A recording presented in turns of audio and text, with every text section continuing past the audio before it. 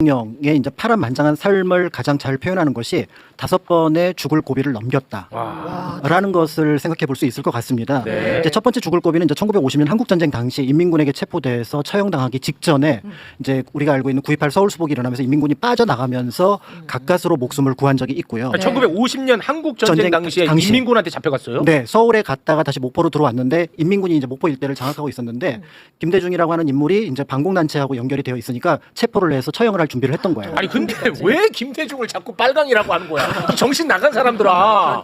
아니 정신들이 이 세계관을 어떻게? 근데 이게 왜 그런 논쟁이 있냐면은 안기부에서 또 하나의 문건을 만듭니다. 그때 김대중이 죽을 뻔했던 또 하나의 이유가 이때 인민군에 의해서가 아니라 미군 CIC 방첩대에 의해서 죽을 뻔했고 그때 이제 보도연맹이라고 해서 좌익 사상가들을 보도연맹으로 몰았는데 그 대상이었다라는 문서를 안기부에서 발표를 했어요. 근데 이 문서의 사실을 파악해 본 결과 1950년 6월 당시에 뭐 CIC가 뭐 김대중을 체포하려고 했다라고 하는데 우리나라에 미군이 처음 들어온 게 7월 5일입니다. 평택에. 7월 5일. 그러니까 이게 시기적으로 맞지 않고요. 그다음에 잘 알려진 것처럼 보도연맹 사건은 미군하고 관련된 것이 아니라 한국군하고 관련된 사건입니다. 네. 그렇기 때문에 이 문서가 적절하지 않은데 이 문서가 유포되면서 그러면서 똑같은 상황을 염두에 두고 한쪽에서는 반공, 한쪽에서는 이른바 공산주의자로 보게 되는 그런 상황이 만들어졌다라고 볼 수가 있고요.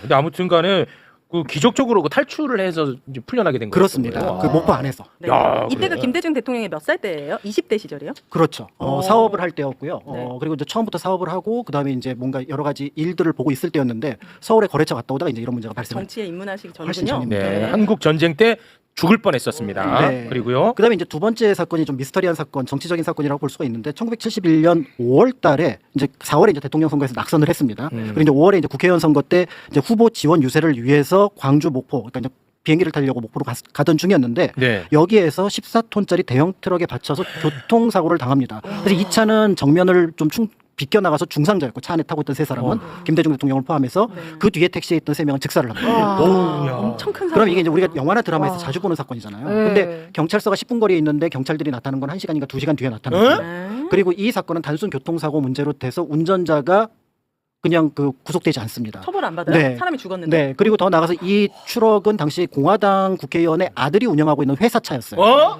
그렇기 때문에 이거는 조금만 파고 들어가면은 정치 사건이 될 수 있는데 네. 이 사건은 유야무야 되면서 어쨌든 이것은 끝나게 되고요. 그리고 이제 우리가 김대중 대통령 하면은 그 지팡이 짚고 다니는 모습 많이 보시잖아요. 네. 이 사고 때문이에요. 이때 이제 고관절을 다치게 되면서 그러면서 평생 지팡이를 지게 되었고 아니 정상적 사고를 가진 분들은 이거는 박정희가 시킨 짓이라고 생각하겠네요. 그렇죠. 당시에 실제로 그런 여론이 굉장히 비등했음에도 불구하고 이 사건을 다룬 신문이 경향신문 한 건밖에 없어요. 와.